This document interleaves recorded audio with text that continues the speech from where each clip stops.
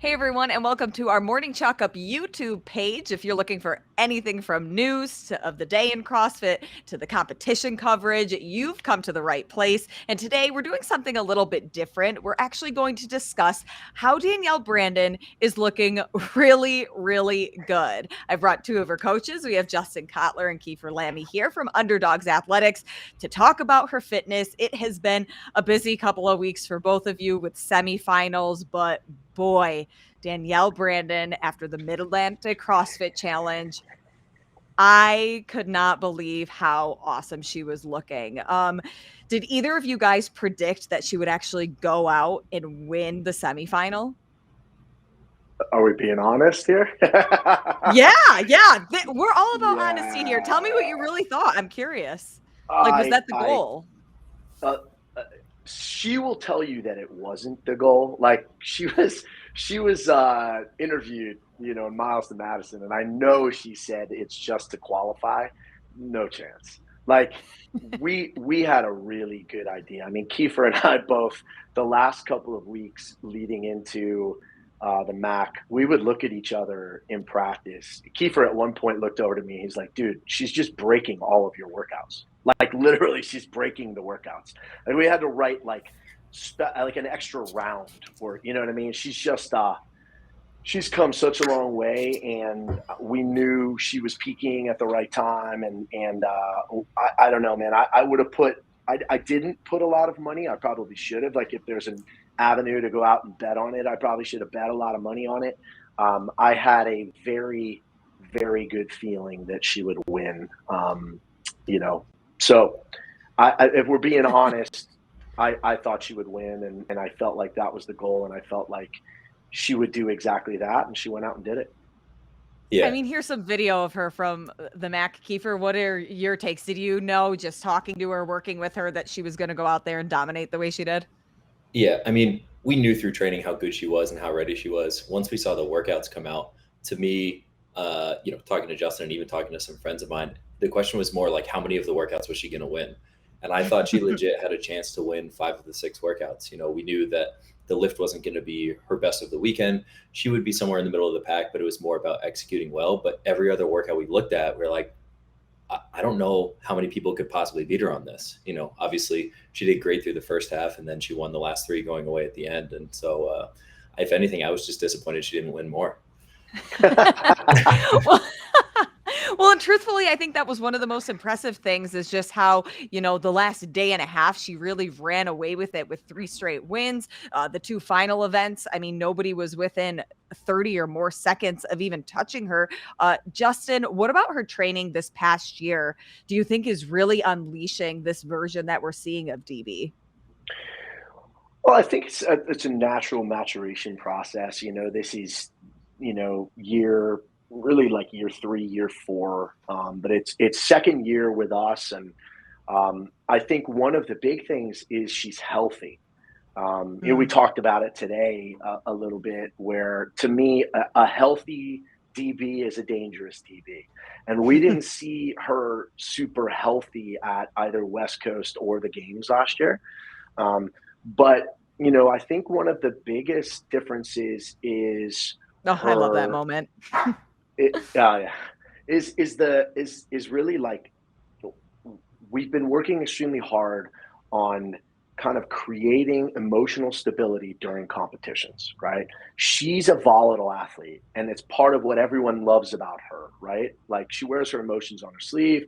There'll be moments in the gym, obviously, where there's a belt thrown and there's, some words spoken to people if they get in her way and things like that. But the difference is that where last year that would take hours or days, to for her to kind of come back to base, she's now able to do it in a very short period of time. And during the competition, this was the steadiest that we've ever seen her from start to finish. She was able to really hold her emotions in check. She didn't get too high, she didn't get too low.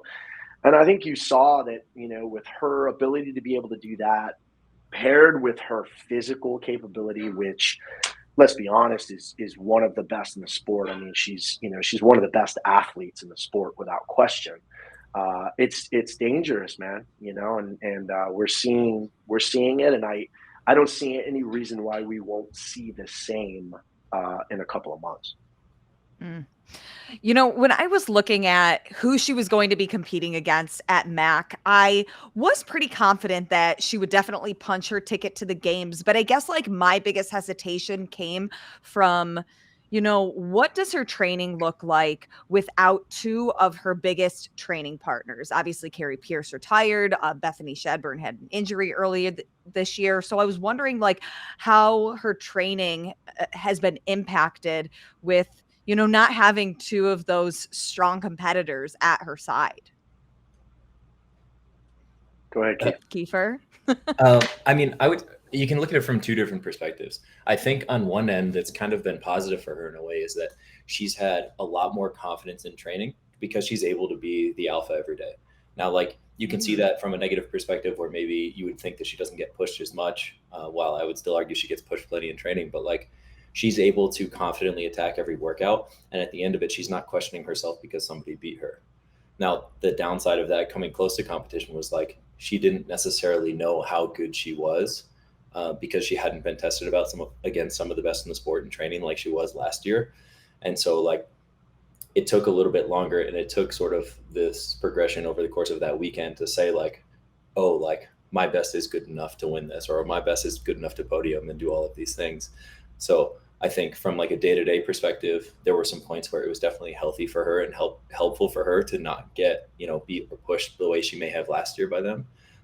And then finally getting a chance to actually be in that position that weekend, I think has even elevated it more because now she has that like, she knows, right? Like she put in the work, she questioned herself a little bit. She knew she was going to be good, but now she knew that like she can go out and win the last 3 events. She can win the competition. And so she knows that what we're doing is on the right path and putting her where she needs to be successful. Justin, I'm curious how you think that will transition once you get on a floor where you have such strong competitors like the Tia Claire Toomeys, even Mal O'Brien's performance this past weekend. How do you think she'll fall into the mix and deal with some of those emotional roller coasters that you ultimately have at the games, no matter what competitor you are? You know, I think one of the things that we've worked on in practice is really sticking to a game plan. Right, creating intention for a workout and kind of her having a little bit of blinders on, and we saw it a little bit in that long chipper, right, in that long event with the torque tank, where we saw Brooke get out really fast on the runner. We saw her get out fast with the touch and go sandbags, right? And Danielle, I think last year would have gotten thrown off her game, and she would have ended up trying to chase. And this year, you know, she stuck to her game plan. She trusted her plan. She trusted her fitness. And we saw what happened in that third round. She was able to overtake Brooke and really then kind of, you know, put her foot on the gas and just kind of bury the field at that point in time. And I think that's something that we just have to constantly, you know, reinforce to her is, hey, you know, you watch somebody like a Mal, you watch somebody like a Tia, and they have that tendency to it's like from, you know, 3, 2, 1, go sprint, right? And that may not be the best scenario for everyone. It can get you out of your game. She's talented enough to not get caught up in that, to trust herself and remember at the games are different, right? 15 events generally, somewhere in that 13 to 17 events, right?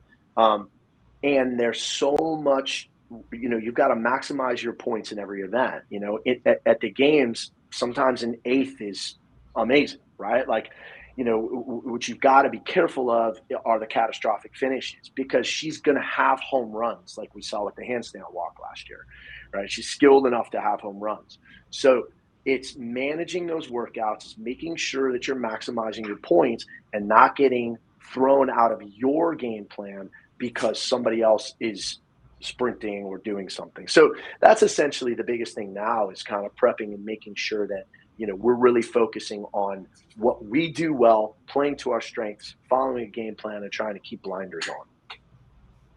So speaking of the games last year, obviously it wasn't the ideal circumstance for her by any means. Both of her training partners tested positive for COVID. She then had to be isolated on the field, wearing a mask where the other athletes didn't have to.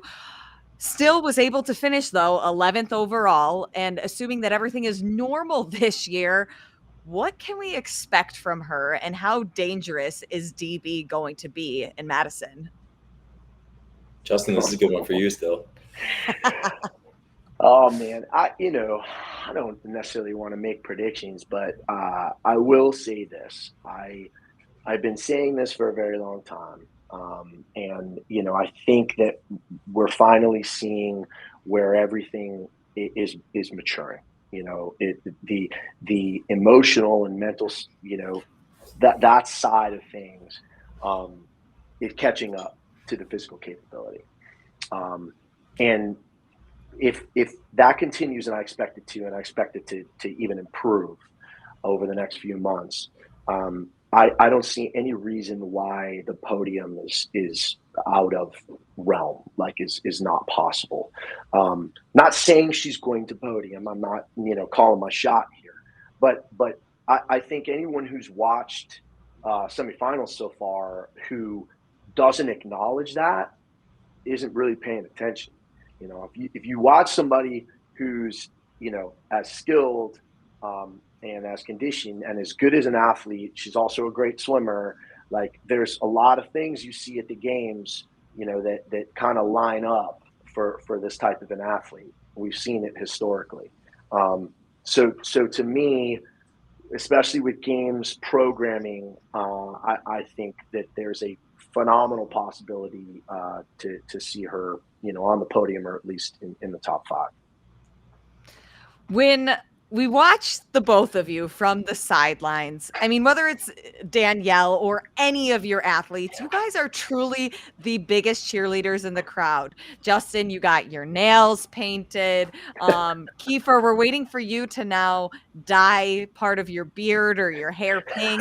Can we expect any of that from you guys at the games? Oh, Justin, we know you'll do something, but Kiefer, we got to get you on board with this.